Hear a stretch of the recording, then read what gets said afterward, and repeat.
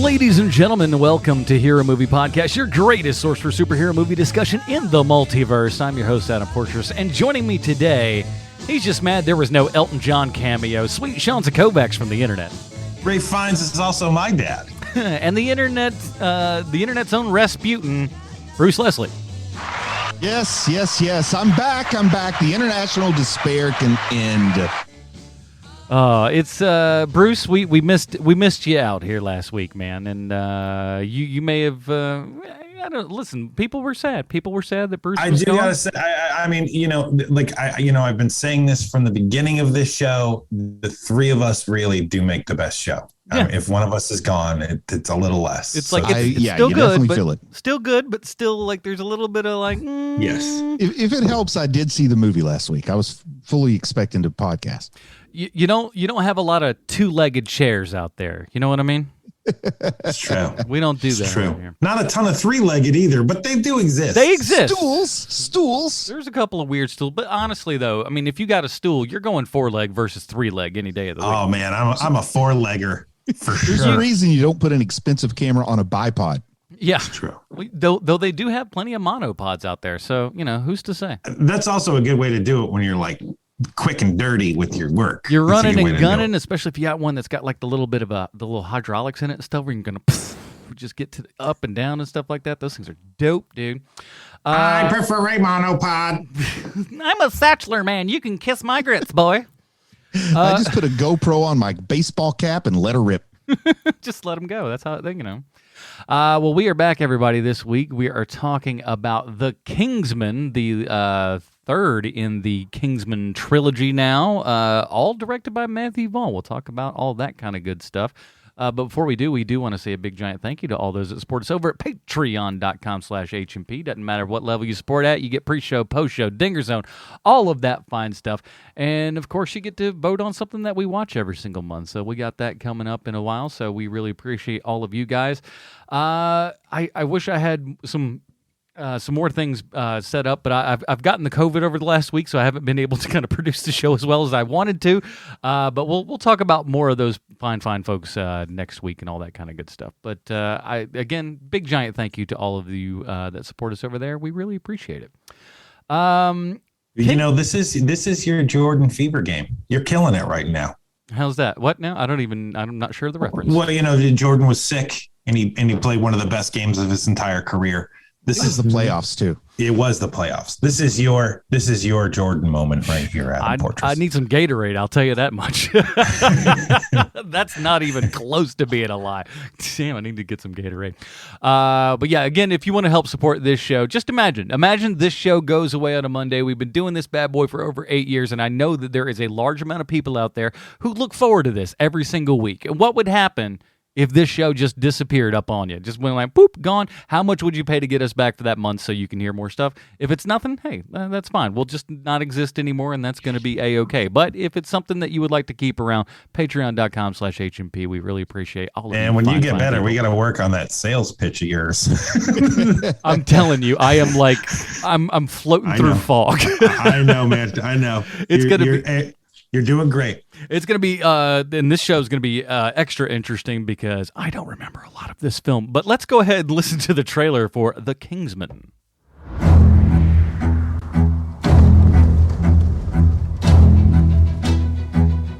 My flock, this will not be a war of heroes. Nations will slaughter each other while we get rich. This is going to be fun.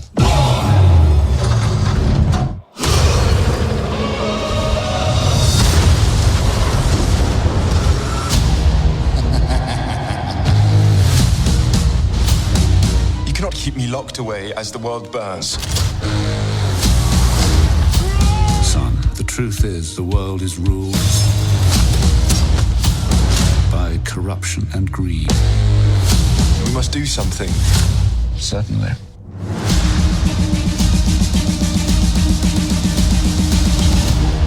We are the first independent intelligence agency. Refined but brutal. Civilized but merciless. Welcome to the club. Very clever. It's time to pour fuel on the fire of revolution. Yes, my shepherd. Welcome, Englishman. Rasputin, your reputation precedes you.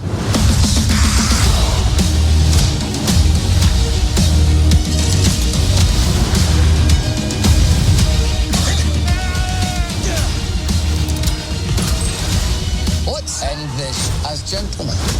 After all, manners maketh man.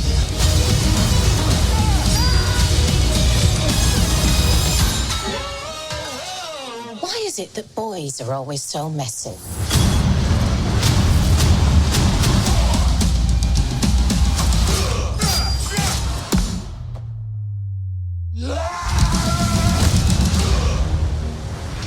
Alrighty, that was a trailer for The Kingsman, currently out in movie theaters right now, written and directed by Matthew Vaughn.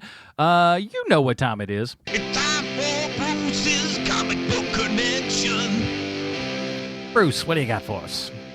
Well, the Kingsman franchise is based on the comic The Secret Service, written by Mark Millar and drawn by British comic laureate, is that how you say that? Laureate. I think that's right. Dave Gibbons. The Secret Service had 2 sequel series, The Big Exit and The Red Diamond, but to the best of my knowledge, it has never had a prequel series.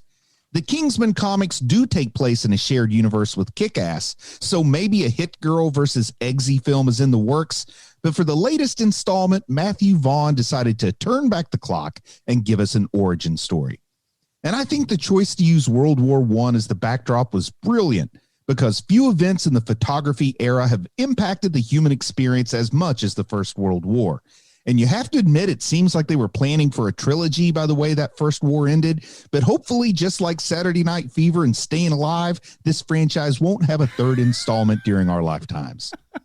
Now, the First World War was at the time called the War to End All Wars, which makes it kind of funny that it got a sequel, kind of like that movie, The Last Exorcism Part 2, but I digress. The actual history of World War I sounds like a plot too unbelievable for even the pulpiest adventure comics. Archduke Francis Ferdinand of the Austro-Hungarian Empire was shot by Gavrilo Princip, but the assassination wasn't as simple as that. Princip decided to become a supervillain at the age of 16, and when he was only 17 years old, he used a set of brass knuckles to force schoolboys into joining an anti-Habsburg protest. This knuckle duster display got Princip expelled from school, and that's when his villainy kicked into full swing. At 18, Princip walked 170 miles from Sarajevo to Belgrade, and once he got there, he dropped to his knees and kissed that sweet, sweet Serbian ground. And in 1912, at the age of 18, he went to a new school in Belgrade in hopes of finishing the 5th grade. That same year, Princip tried to volunteer for the army in a war against the Ottoman Empire, but he was rejected for being too small and weak. And this really does sound like a comic book villain origin, doesn't it? All that's missing is the guy shaking his tiny fist and screaming, "I'll show you, I'll show all of you." But on a brighter note, Princip did eventually make it to the 6th grade. While studying for his 6th grade exams, Princip did something many 6th graders do. He became trained in treachery by a group known as the Black Hand, and I swear I am not making any of this up. He then went on to form a league of assassins with 5 other guys, and he set his sights on the Archduke. The plan wasn't simply for Princip to walk up to the guy and take his best shot. Heck, he had a 6th grade education. He was supposed to be the brains of this operation. Another guy was supposed to shoot at Ferdinand, but that guy lost his nerve and didn't do anything. Next up was the guy with the grenade, and this guy didn't lose his nerve. He actually threw the grenade. The problem was he hit the wrong car. Now, at this point, it's worth mentioning that people were built differently in 1914 than they are now, because present-day listeners might think it reasonable to cancel your plans for the day if someone throws a grenade at your motorcade, but not hefty boys like the Archduke. He said the show must go on, and he went to a scheduled place, and he gave his scheduled speech. After the speech, Ferdinand wanted to go see the guys who got hit by a grenade in the hospital, but his driver got lost on the way. The car stalled out in front of a delicatessen. And guess who just happened to be walking out of that deli? That's right, Gavrilo Principe. The supervillain didn't want to squander his chance, so he dropped his Reuben and he drew a Browning semi-automatic pistol, and at point-blank range, he fired twice into the car. The first shot hitting the Archduke in the neck and the second hitting his wife, the Duchess, in the abdomen. They both died.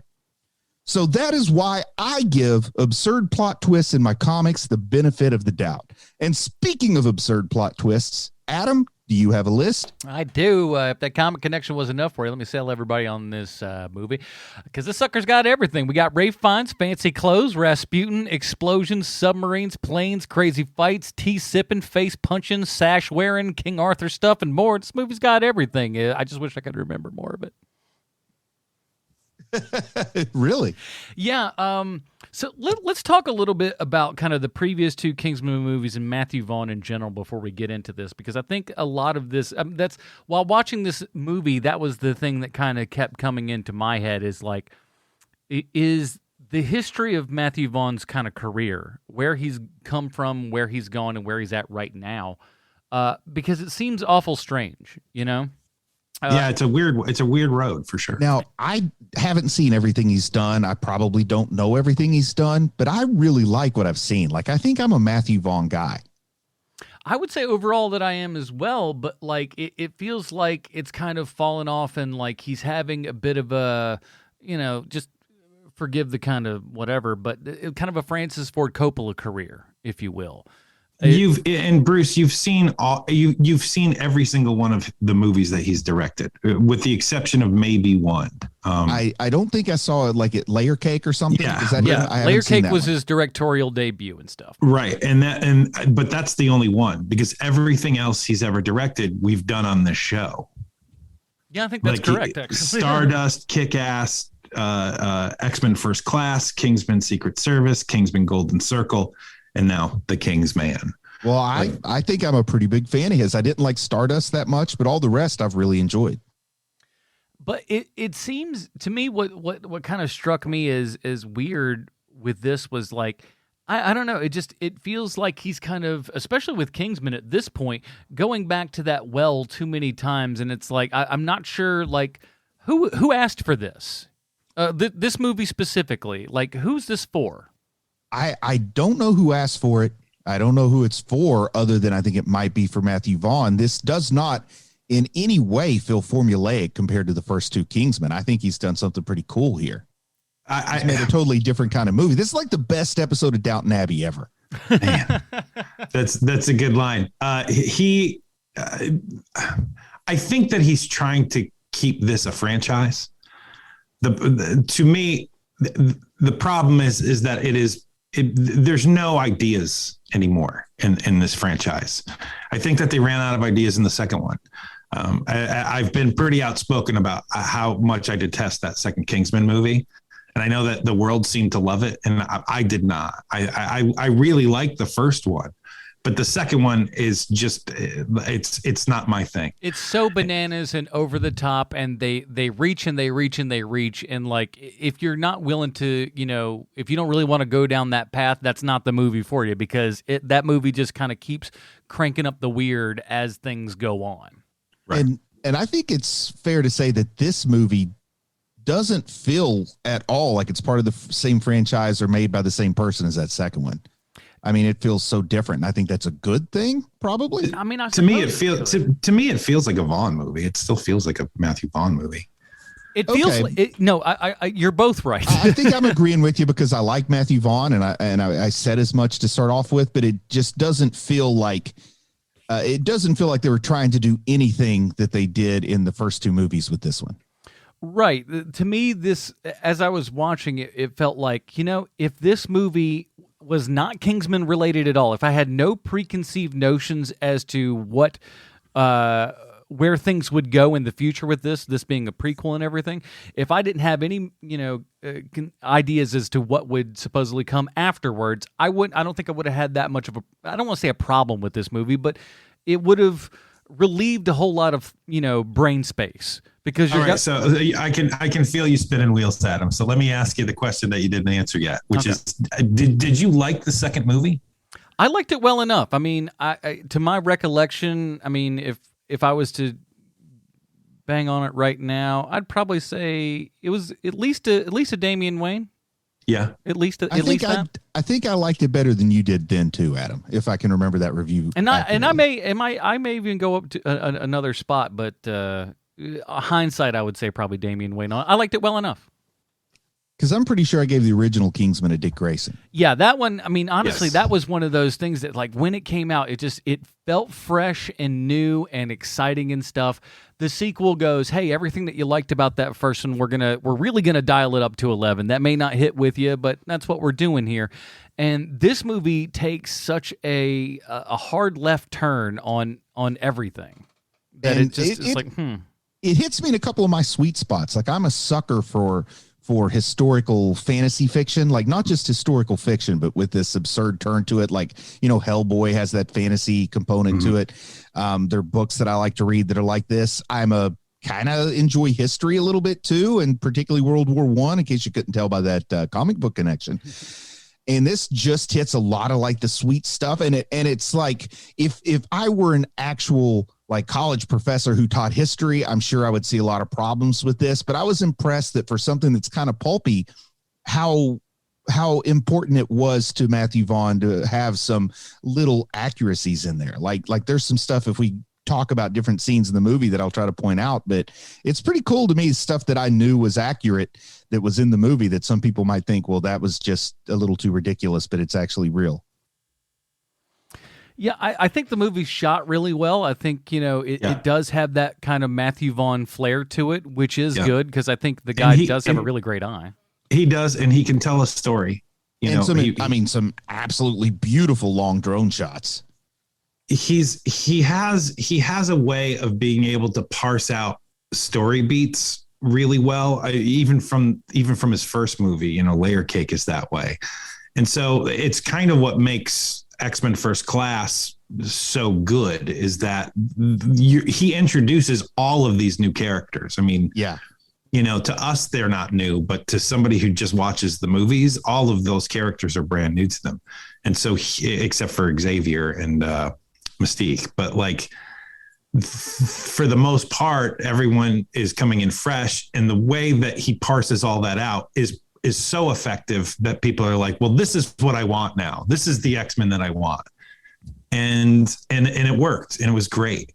And, even with this movie, which I just find completely, it is so forgettable, this movie, but it's not something where when I was watching it, I was like, oh my God, is this ever going to end? It's not that kind of movie for me, but it's the kind of movie where, like, I can't remember 55% of this movie, and I just saw it. Oh man, it very different for me. I thought it was beautiful. I thought it was fun, and I really want to see, like, I don't care much about the Kingsman going forward, but I want to see like the historical Kingsman. Like, there's a comic I really like called The Rough Riders, and this could be something like that, where it takes these historical figures, makes them into a superhero team, kind of a riff on League of Extraordinary Gentlemen. Watching this movie, the whole time I'm watching it, I'm thinking, man, how awesome would it be if Matthew Vaughn got to take his swing at League of Extraordinary Gentlemen? Because that's kind of what we got going on here a little bit. You're not wrong, and I feel like that would actually be a really interesting road for him to go down, because I mean, especially with, like, kind of larger casts, as you would imagine that would probably end up having, he juggles those things quite well. I just, like I said, with this movie, it is one of those tough things where I'm like, I don't know it's tough to feel where any of the actual stakes are. I don't know where things are going. That can be the problem with historical fiction, unless you want to go the Tarantino route where you just change history. Hey, and look, sometimes that's super fun. Yeah, but that is the challenge with historical fiction. So what makes it fun to me is seeing how things get wrapped up and how they were intertwined and the mystery behind the scenes. Like, that's the fun of it for me. So I can see where you're saying you don't know where the stakes are. Well, for me, I know where the stakes are, and they're bad things. I know that World War I was an awful experience and World War II was an awful experience, and that's in the future. And I just kind of like that there's this idea of heroes who are going to try to stop these horrible things, and they're going to fail. And how are they going to pick themselves up and keep going forward? Now, Bruce, I would imagine, and I don't know why I think this, but I feel like for whatever reason, even before this movie, you are a Rasputin guy. Would I be correct in that assumption? Yeah, I wouldn't say I like Rasputin, but he's like the best historical villain. You know, Hellboy used him. Lots of comics have used Rasputin. I feel like I know more about Rasputin than I should. So yeah, absolutely a Rasputin guy. And the actor Rhys Ifans, that's how he looked it up. I almost already forgot how to pronounce the name. I think he makes a great Rasputin here. I think this character is done well. I mean, do we want to talk about Rasputin a little bit while we're at it? Because I'd love to talk about all these characters and actors that I can think He's of. such a scummy guy. It's great. Before we get into that, though, do you like the Rasputin from Hellboy? Or like, which one's better to you, this one or the Hellboy Rasputin? Honestly,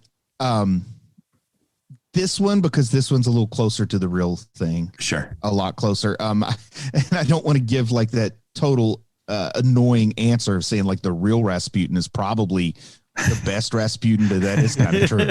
Like, real his story is Rasputin's so weird. I mean, just everything about that guy's story is so weird. Yeah. But I love the Reese fans playing him here. Great. I think he had a pretty good look. They should have done something to make, I don't know, maybe some colored contacts to give him more of a like haunting blue eyes. Like, even in black and white photos, Rasputin's eyes just pop at you when you look at the actual pictures of Rasputin. But you know, he shows up, and so much of this is true. Like, he would show up to court to these parties, and he would bring sex workers with him just to insult the nobles. Like, he would go out of his way to insult the nobility of Russia because he, you know, had the Tsaress, I guess is the wife of the Tsar. I don't know if it's the Tsaress or the Empress. He had her in his pocket so he could do what he wanted. And he would bring, you know, prostitutes. He would do whatever he could to annoy the nobles, which is why they wound up murdering him quite horrifically. And I got to say, it was nice seeing that in here, but it was also nice when they started fighting and he's like incorporating what you think of as like a traditional Russian dance in with all of his fightings. I thought that was some of the most fun fight choreography. Like, I loved watching that dance fighting that he was doing, like Russian capoeira. Hey, you know, Bruce, if you want to like find yet another niche on the internet for yourself, maybe you just become like this film's champion.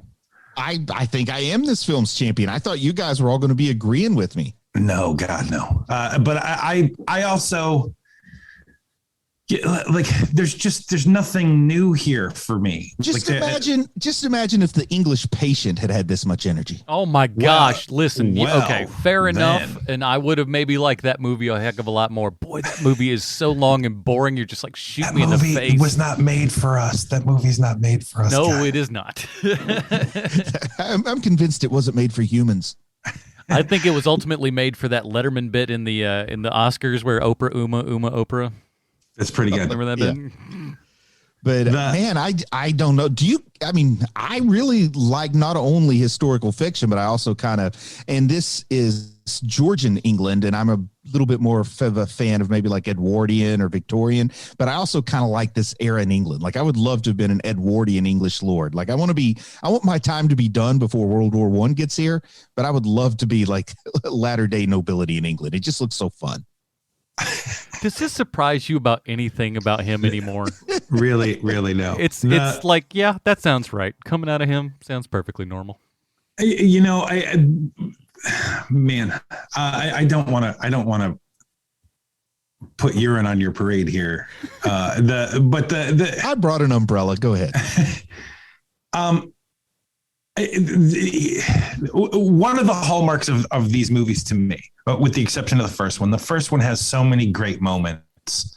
You know, there's take home scenes from that first one, him getting shot in the head, all of that, the that massive thing in the church, fight in the church. It's so tough for fight. this movie to really, for anything else in this Kingsman world to live up to that one scene, because it was just so good. I would say that world isn't limited to Kingsman. I mean, it's tough for any kind of action movies to hold up to what we got in that church scene. It's just so incredible. And ever since then, ever since that first movie, there's nothing to hold on to for me with these movies. And I like historical fiction just as much as anyone else. Probably not as much as you, Bruce, but I do like historical fiction. I find that these last two movies are just retreads of the exact same thing. And it feels like the temperature wasn't taken of what people want. This isn't like I know that you love this movie, but I don't know how you guys saw this movie. I saw this movie with like two other people in the movie theater. Like there was nobody in there. And so I wonder how much longer this is going to go on for. Now that it's IP, there's probably going to be a flip over at some point here, but I don't know when that is.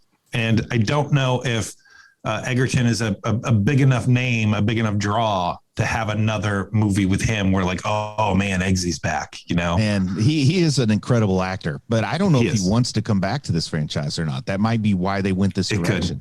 It could. Yeah. And honestly, I think that like he is one of those keys that made that movie so good, or both of those movies as good as they were. It was him. I mean, the charisma coming off of that kid is just, There's unbelievable. Definitely no Eggsy in this movie.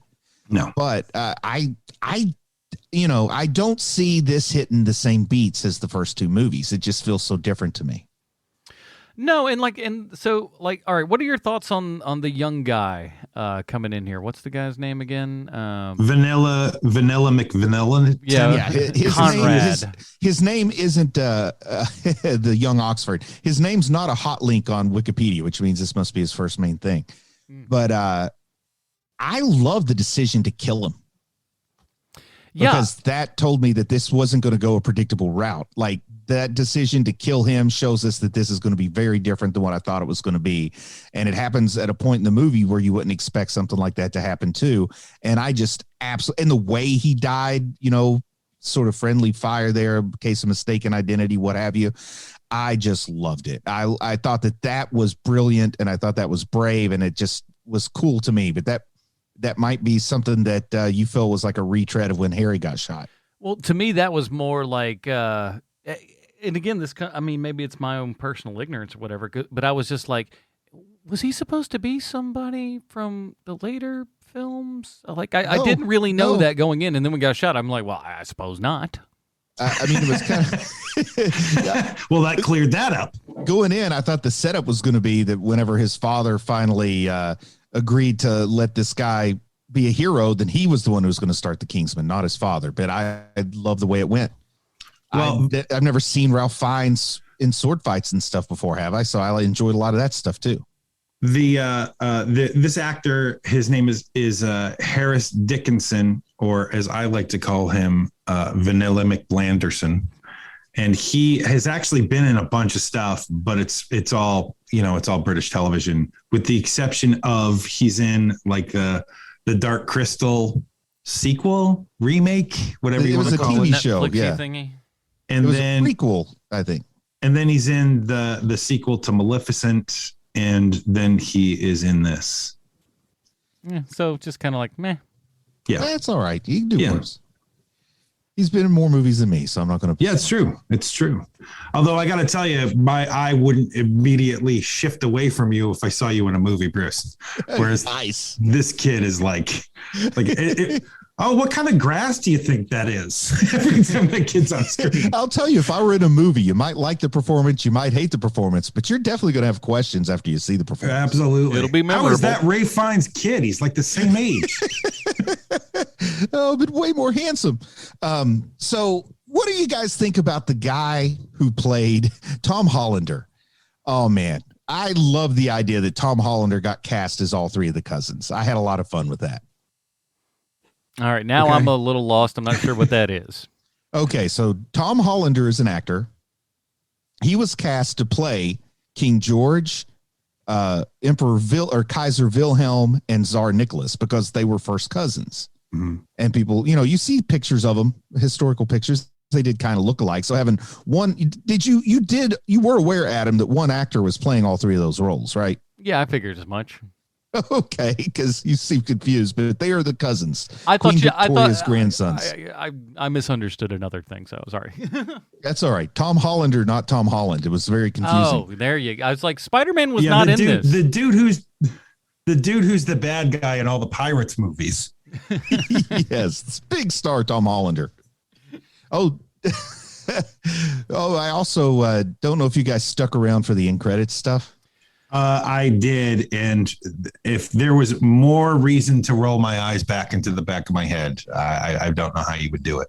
I did not stick around for the end credits, but then I heard somewhere that David Cross was in the end credits. And I was like, what? David Cross was in the end credits, and I didn't stick around, but I found out it's a different David Cross. No, it's Christopher Cross. It's a little different. He spells it with a K, this one. But, what about, we also had Baron Zemo here. I Yeah. like his character, a real person. All these people are real. Oh, that was another where I was just like, okay, sweet. He's in this. Daniel Bruhl's up here. We're going to have a great time. And then, like, man, nothing really happens with the character. Yeah, they didn't let him rule it up the way that I would have liked. Right. I was waiting for the dance scene. Anything. Like, it just felt like, I don't know. I'm like, okay, we got a great guy here. Let's see what we do with him. Oh, not much, huh? Well, roll credits. Oh, man. And this is a timeline where Mata Hari got to seduce Woodrow Wilson.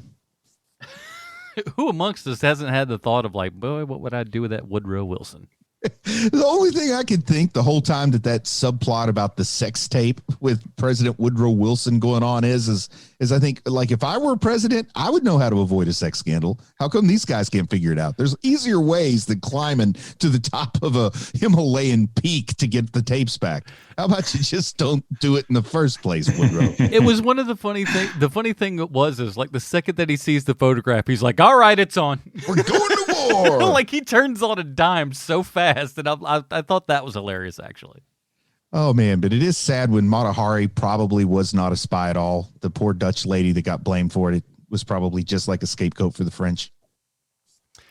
Jaimin Hunsu coming back in. Like, I don't know. I always like seeing this guy and stuff. Like, he's always, because he's always so good. He's just got a presence about him that, like, when he's there, you can't stop looking at him. Really good as Merlin. Yeah, but that, again, if you ask outside of like, oh, he did some of those cool knife fight scenes and stuff like that, which is cool and does have like a little bit of a payoff. Let's give proper credit where it's due. Machete fights, because, you got to respect a man who is a skilled machete fighter. Oh, here we go on the machete again. I just got to tell you, Adam, if I had a machete and you didn't, you better be scared. Yeah, I'm a good solo machete fighter. You know Not so what? good if the other guy has a machete. I'm going to put that on most anybody. If most anybody has a machete and I do not have a machete, I'm going to be at least wary of them. I start hacking and slashing, and I don't stop till one of us collapses. And I admitted 4 minutes, and I'm done. So if you can hold out for 4 minutes, you will survive the fury that is the Bruce Machete Massacre attack.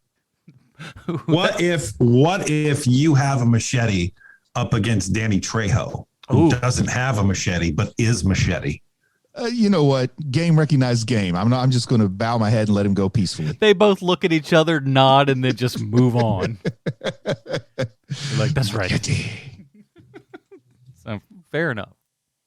And I like the lady, Gemma Atherton. Is that her name? Mm-hmm. Yes. The Mary Poppins character. I thought she was a lot of fun here, too. I was fully expecting her to shoot the bad guy in the head at the end, which didn't happen, so I was bummed. Boy, you really like this movie, Bruce. Yeah, like I said, when we go about it, my thought is I'm trying to scrape the barrel and go like, what are story How about points the Scottish villain? Tell me this: at some point, were you expecting them to reveal the Scottish villain, and for some unexplained reason, it was Mark Armstrong? Bro, you know who I thought it was old shucks, what's his name from Doctor Who there?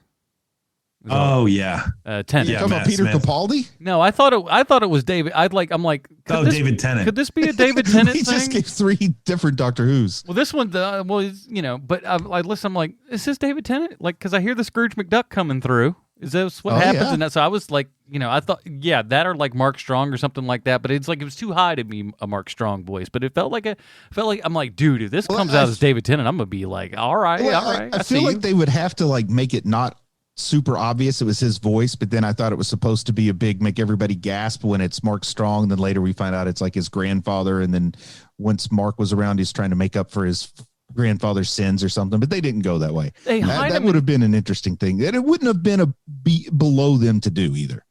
Right, and they hide him in shadow and everything, and you hear the voice, and like it's always kind of the back of his head and all this sort of stuff, and then when the reveal happens, you're like, all right.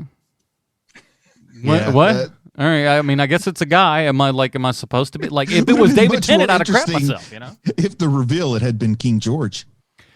Hey, at this point, I would have been like, yeah, that sounds right. Yeah, because I like I said, beats me. The idea that World War I was a Scottish ploy. I wonder how the Scots feel about that. Nobody saw it. It's fine. No, man, plenty of people saw it. This movie would have been a hit if it weren't stuck in the shadow of Spider-Man.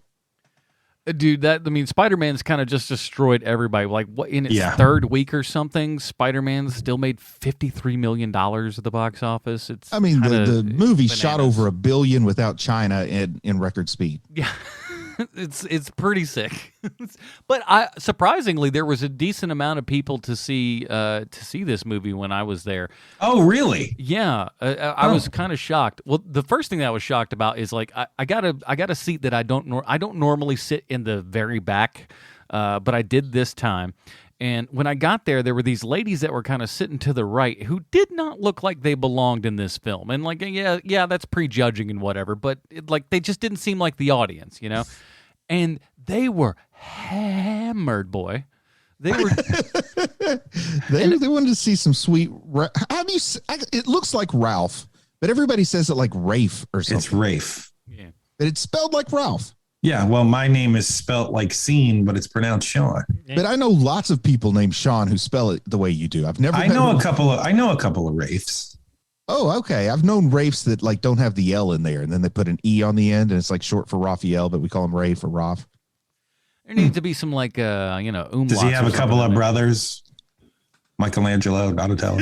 Yes, you got me. It's not really my friend. It's my comic book friend. It turns out I've been talking. You busted. My best friends are all pictures on my wall. Man, those guys love pizza. That's why I'm obese. I eat too much turtle pizza. I order pizza for $5, but I eat it by myself. I put on different personalities for each pie. I like to think that you cut the pizza up and then try to force feed the turtle pictures on your wall. No, hold on. That one's for Michelangelo. That's not yours. You already had yours. Bruce, what are you doing in there? Nothing. Drugs. The far better answer than feeding my Ninja Turtle posters on the wall with food. He's dropping in stuff all the time. It's just got Pizza Guy's got 30 seconds. You're in church. What are you doing? Yeah, make the guy put the pizza in my storm drain and I slip a $20 bill up through there. That's the best part of that movie where it's just like, oh, wait a second. You're in New York City and Domino's is delivering your pizza. What in the heck's going on with this film? Product tie-in. But were you guys kind of surprised at how they just absolutely do not mention the nation of France a single time in a movie all about World War One? I didn't miss it. I didn't. I wasn't looking for it, to be honest with you, Bruce. This movie just washed over me. It's something where like it just happens. It's like, oh, hey, I just spent a good amount of time in a movie theater watching a movie. And you know what this movie kind of reminds me of is the last Ghostbusters movie. And this fact, like a couple of weeks ago, the lady texts me and she goes, "What was the movie that we just saw in the movie theater?" And I could not think of what it was.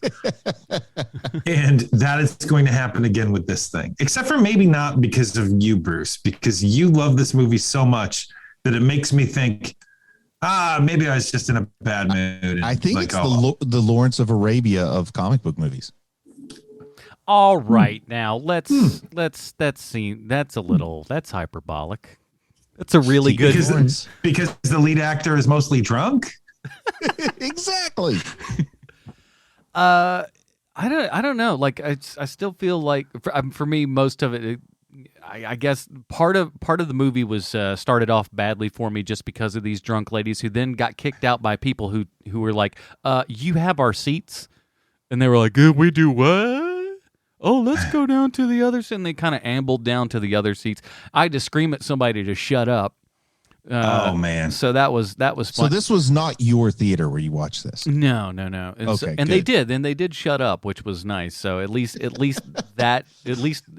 my power is still intact to some degree. Where I'm just like, hey, shut up, stop talking, and they did. But sometimes it takes a couple minutes to rebound from that and be like, all right, now I got to concentrate on what I'm watching here, and the fact that like You don't really know any of these characters. They don't relate back to the previous two films.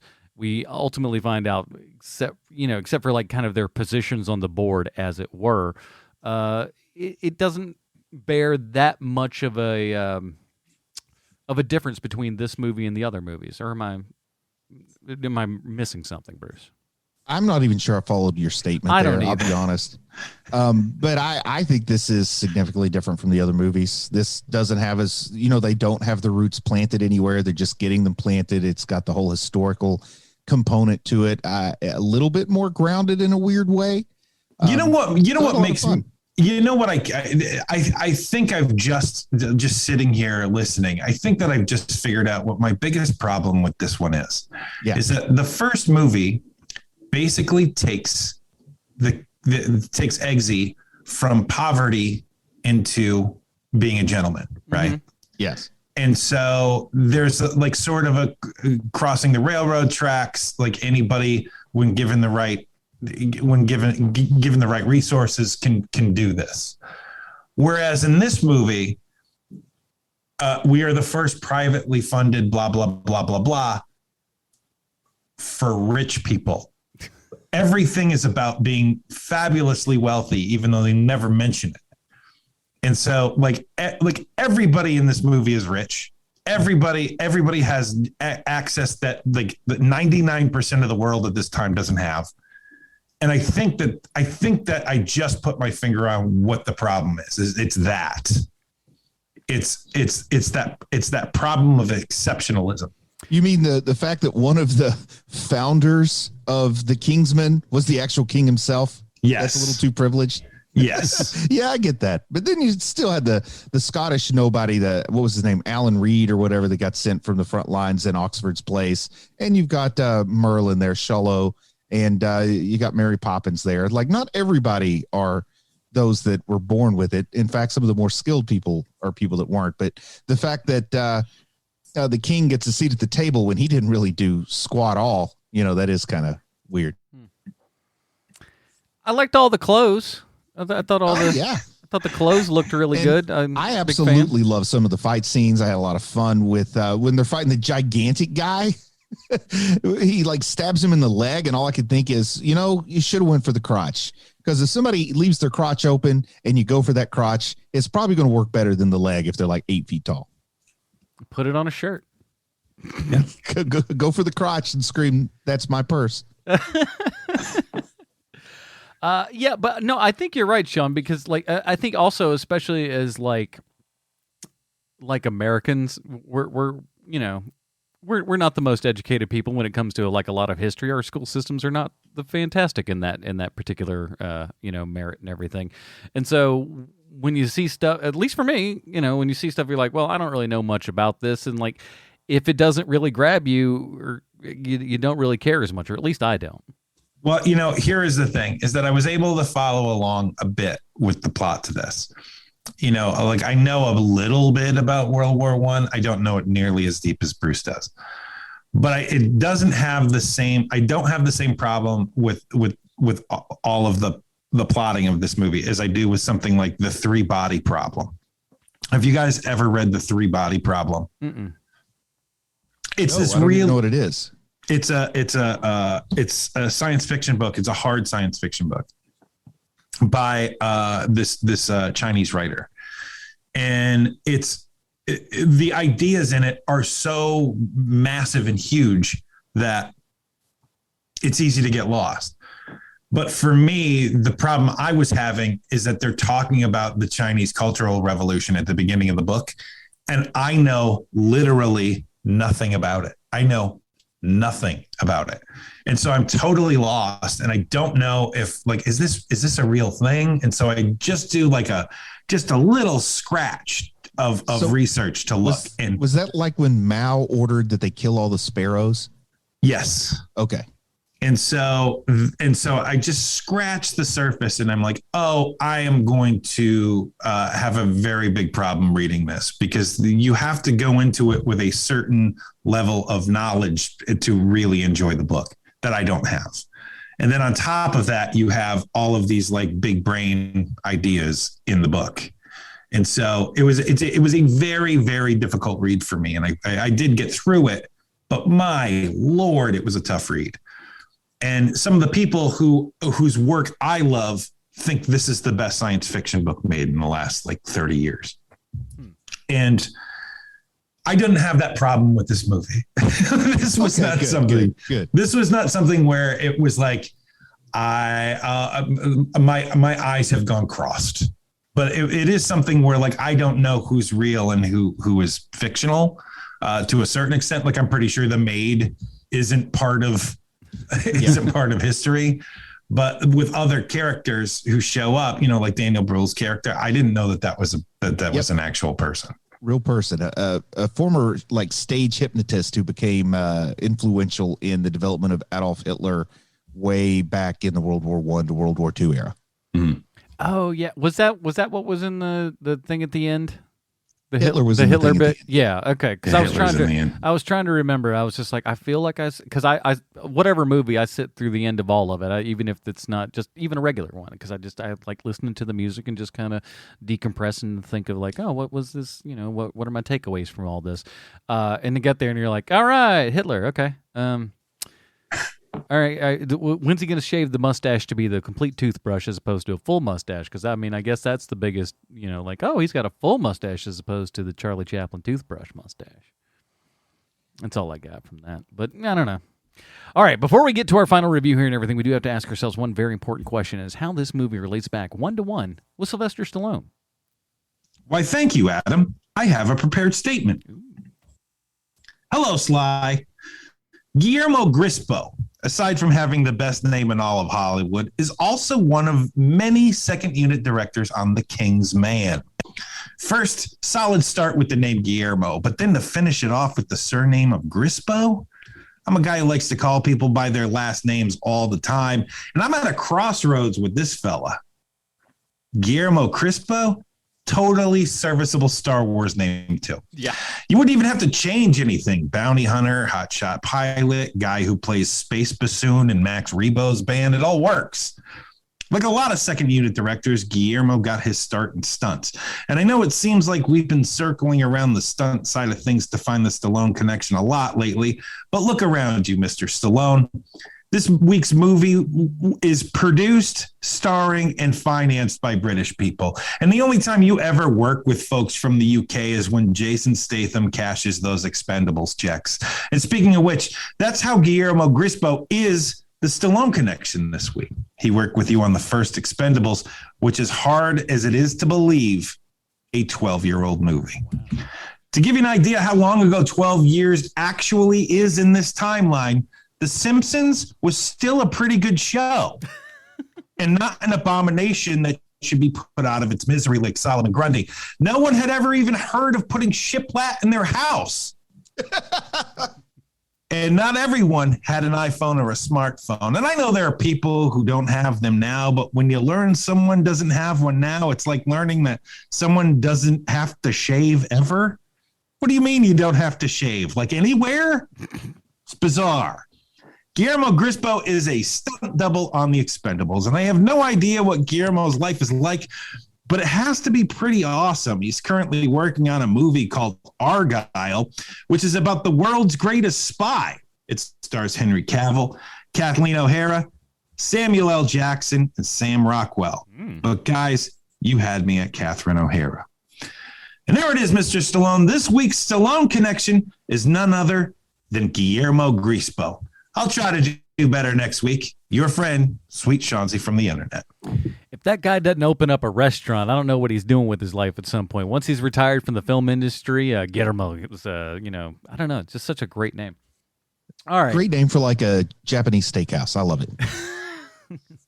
All right, over here at Hero Movie Podcast, we have our own patented Robin rating system. If you'd like to check that out, head on over to our subreddits, reddit.com/r/Hero Movie Pod. And Bruce, no, let's go with Sean. Sean, where does Well, let me ask something real quick. Did we get any feedback from the Patreon? I forgot folks? to put it up because I am in a drugged out haze, and not the normal ones. I am. This is your Jordan. This is your Jordan game. I'm telling you right now, Portress.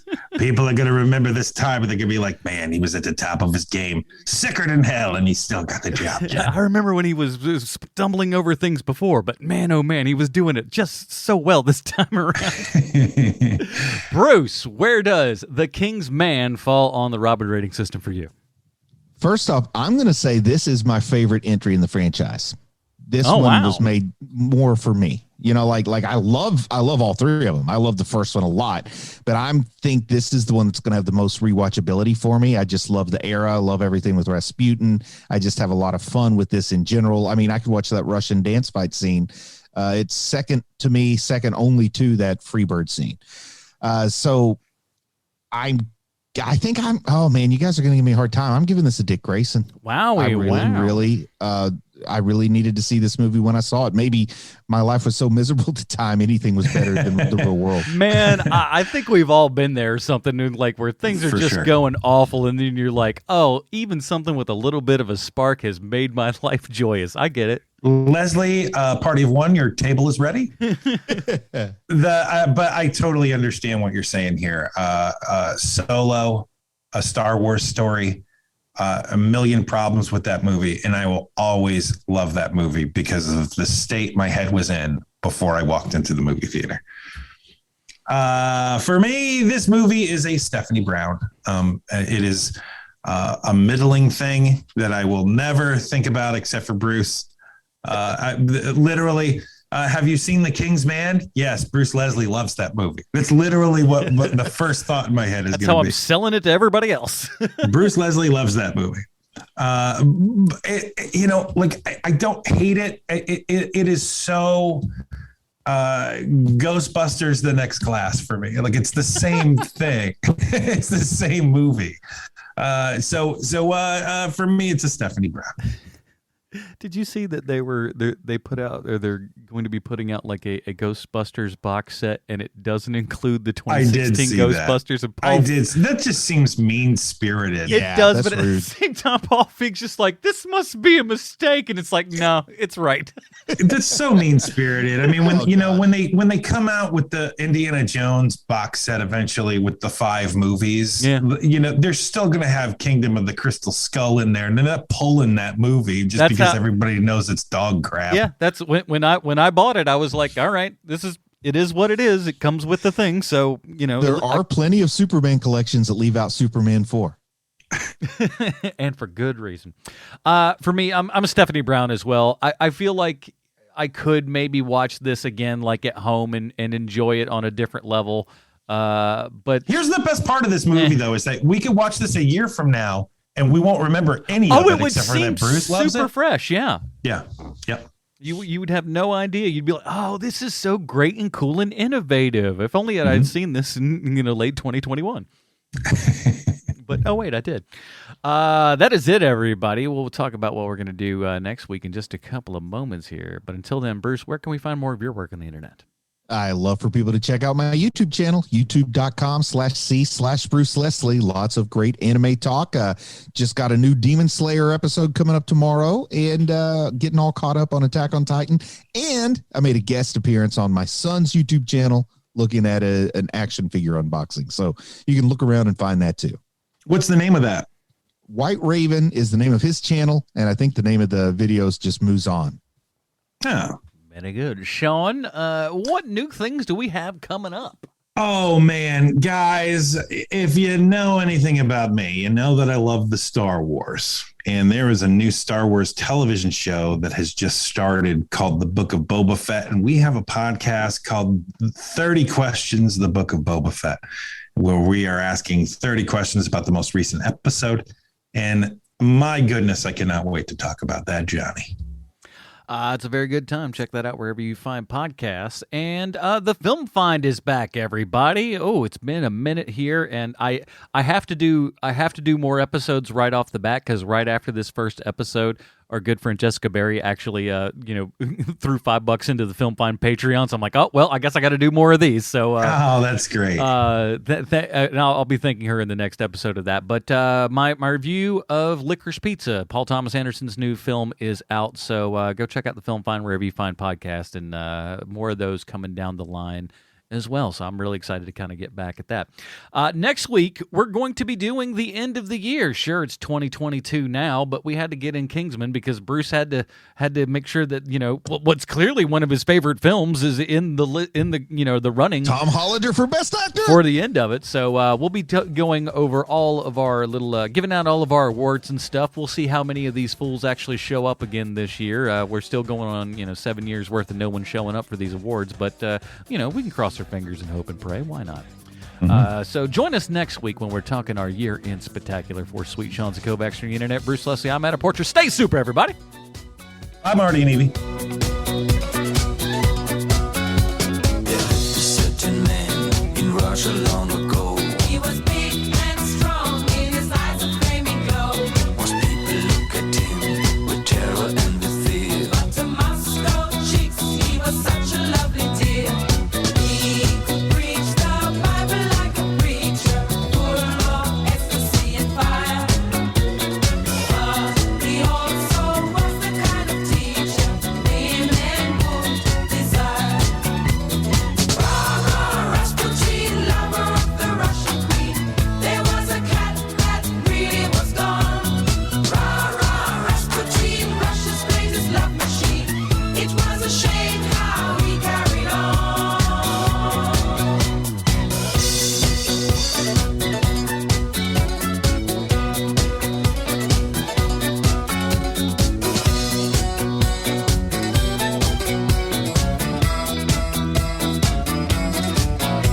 He ruled the Russian land and never mind the Tsar. But the cars are chocolate, he danced really wunderbar. In all affairs of state, he was the man to please. But he was real great when he had a girl to squeeze. For the queen, he was no wheeler dealer, though she heard the things he done. She believed he was a holy healer who would heal her son.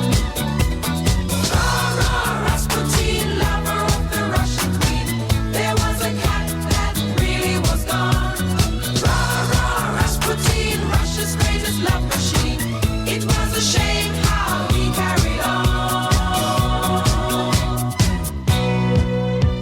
But when his drinking and lusting and his hunger for power became known to more and more people, the demands to do something about this outrageous man became louder and louder.